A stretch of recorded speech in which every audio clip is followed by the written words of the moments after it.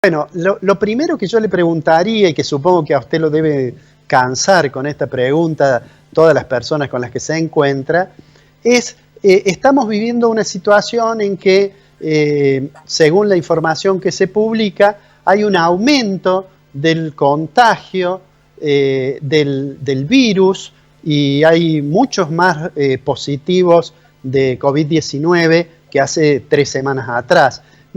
Lo primero que yo le pediría sería una impresión sobre este momento que estamos viviendo, que nos causa a todos un poco de temor. Así es, bueno, hasta nosotros que estamos en el tema estamos sorprendidos del aumento de la cantidad de casos tan brusco, casi 4 veces más en menos de 10 días.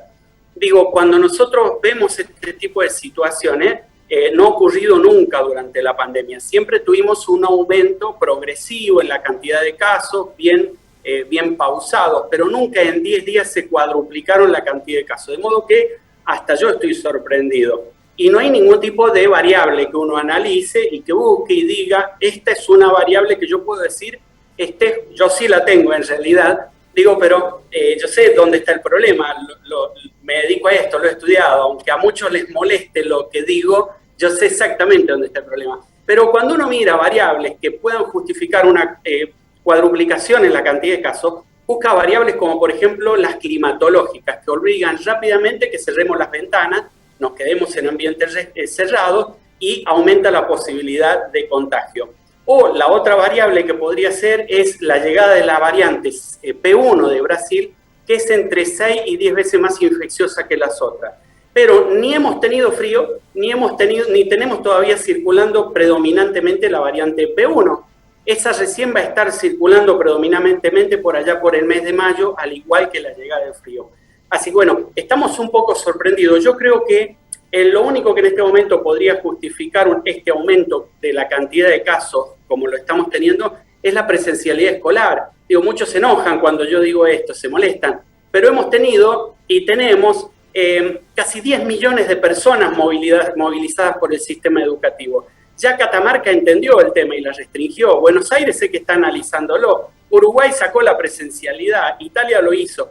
Es decir, que allí tenemos una actividad que vuelca la cantidad de gente suficiente en la calle que puede justificar una cuadruplicación en la cantidad de casos. Así que es preocupante. ¿Por qué? Porque en los últimos 10 días, exactamente 11 días, hemos tenido en la Argentina 144.000 nuevos casos. Veremos cuántos se suman hoy. De esos 144.000 casos, entre 5 y 7.000 van a requerir atención hospitalaria.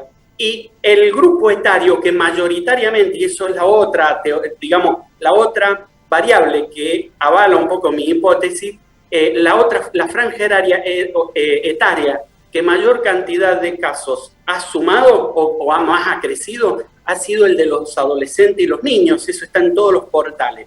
Así es que uno mira a la presencialidad escolar y ve ahí un poco la posible causa de esta pandemia. Esperemos que no se le sume más adelante el frío y la otra que va a ser la predominancia de la cepa P1, la variante P1, que van a terminar de aumentar un poquito más los casos. Doctor, con referencia a lo que dice, le hago la siguiente pregunta. Durante algún tiempo, aunque la información muchas veces ha ido cambiando y ha sido contradictoria, se señalaba que los niños no era muy poco probable que se contagiaran y que tuvieran COVID-19 y que además no contagiaban.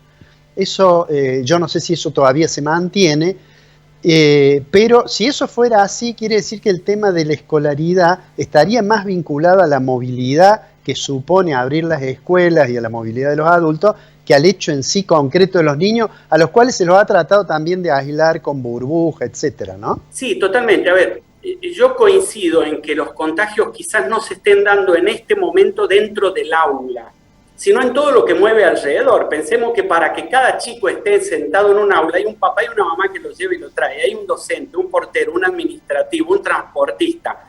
Es decir, todo lo que genera eso es importante, pero sí se van a dar los contagios cuando llegue el frío, que van a tener imposibilidad de abrir las ventanas.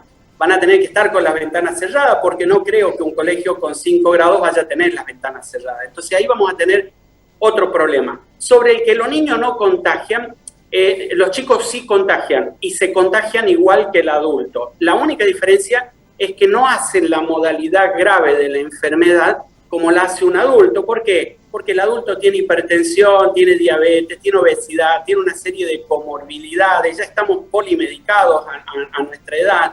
Entonces hay una serie de comorbilidades que hacen que tengamos más posibilidad de padecer la modalidad grave. No así el chico, que no tiene absolutamente nada. Entonces se infecta igual, contagia a los demás por igual el chico, pero no hace esta modalidad grave mayoritariamente. Aunque los chicos que tienen algún tipo de problema de salud como diabetes, obesidad, también tienen algún inconveniente para la enfermedad. Le pregunto ahora lo siguiente.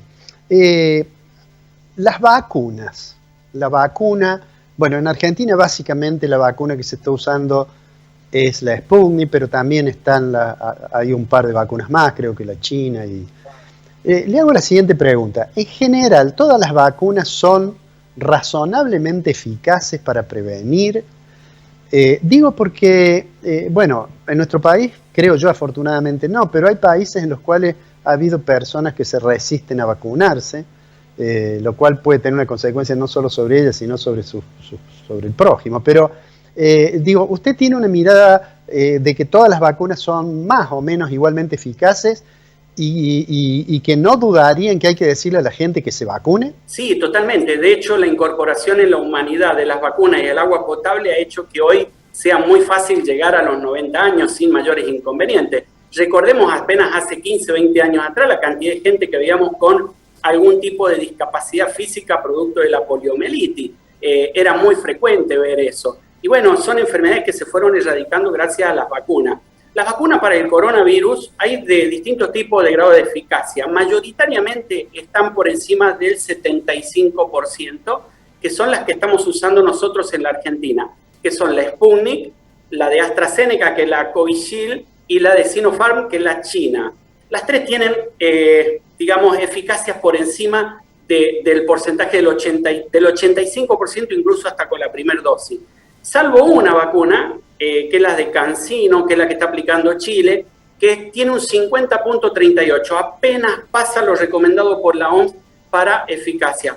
Aún así, cuando hay escasez de vacuna, conseguir esa vacuna es todo un acierto, digamos, por lo que Chile le va a costar mucho llegar a la inmunidad de rebaño, está vacunando mucha gente y se le sigue enfermando, digo, pero lo que va a tener que hacer Chile es cambiar de estrategia, es acompañar esa vacuna con alguna segunda dosis de otra vacuna o volver a aplicar la misma vacuna como segunda o tercera dosis hasta que logre la inmunidad de rebaño que logramos. Pero las vacunas son todas seguras, son todas eficaces y el ejemplo del presidente es el más claro, ¿no? Que el presidente estaba vacunado con las dos dosis, hizo un pequeño cuadro que está relacionado con...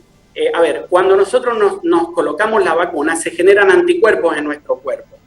No quiere decir, la vacuna no actúa como un repelente, sino que si el virus está flotando en el aire, yo lo respiro, se pega a mis mucosas, se empieza a reproducir, me produce un poquito de fiebre, congestión, dolor de garganta, malestar, y en no más de 48, 72 horas los anticuerpos se activan, atacan el virus y hasta ahí llega el cuadro de la enfermedad. ¿Qué es lo que le ha pasado al presidente nuestro? El claro ejemplo de que las vacunas efectivamente funcionan. Fue un cuadro de 24, 48 hasta 72 horas que los anticuerpos actúan y eliminan el virus.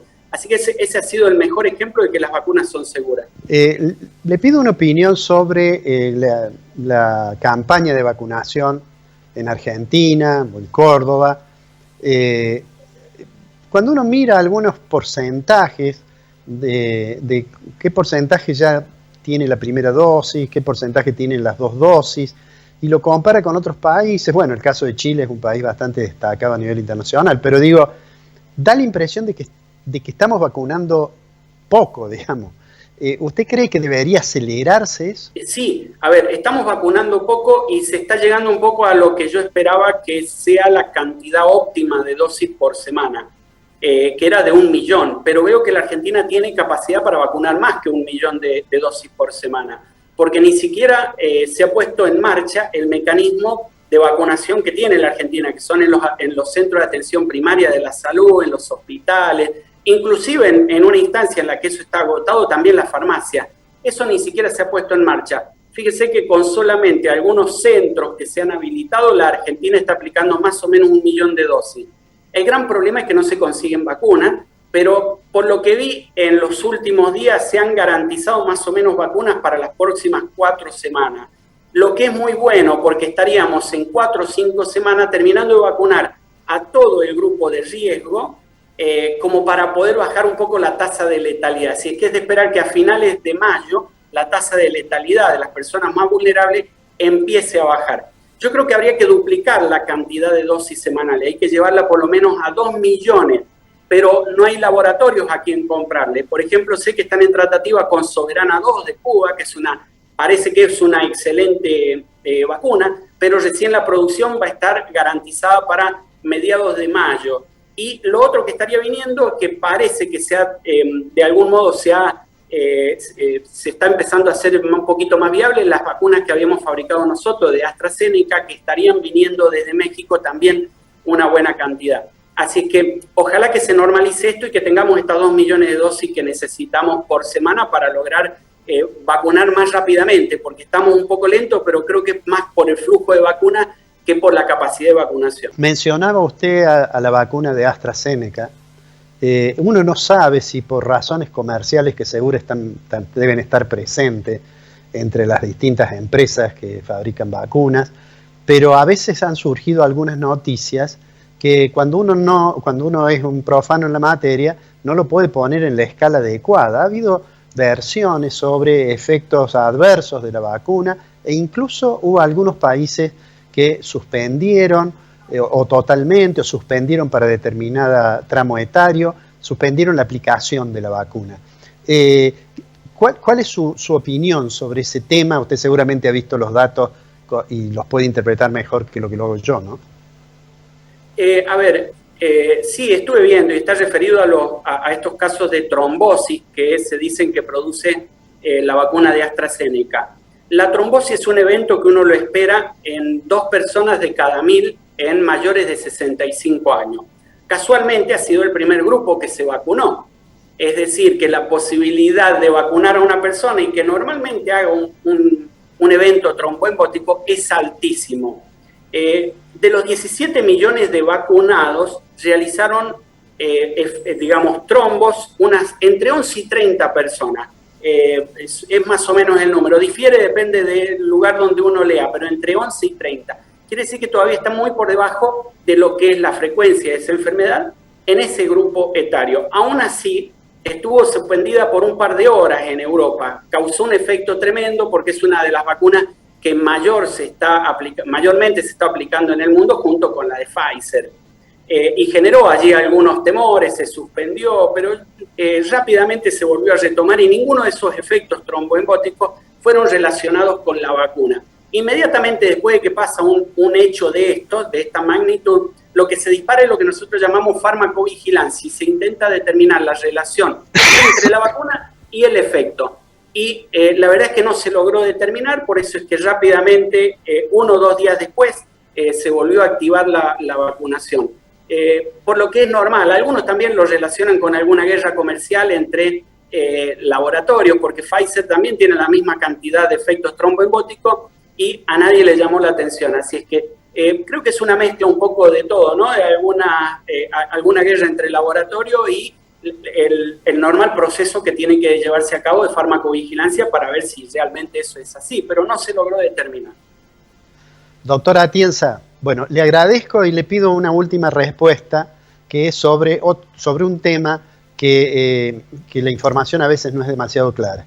Las personas que tienen que vacunarse con la gripe o la vacuna de la neumonía, ¿algún consejo en particular para esa vacunación? Bueno, casualmente por este tema de la farmacovigilancia, de tratar de observar los efectos adversos de las vacunas, es que se pide que se distancie 15 días una vacuna de otra. No se le pide a la gente que no se aplique la vacuna, simplemente que la distancie. ¿Por qué? Porque si aparece algún tipo de efecto adverso, vamos a saber a qué vacuna está relacionado. Si me coloqué la del coronavirus, debo esperar 15 días para vacunarme con la gripe. Y a la inversa, exactamente igual. Entonces, si aparece algún tipo de efecto adverso, yo sé exactamente a qué vacuna lo puedo relacionar. Nada más que por eso, pero la gente se puede vacunar sin mayores inconvenientes con 15 días de separación de una y otra vacuna. Doctor, le agradezco mucho su tiempo, le agradezco mucho su claridad.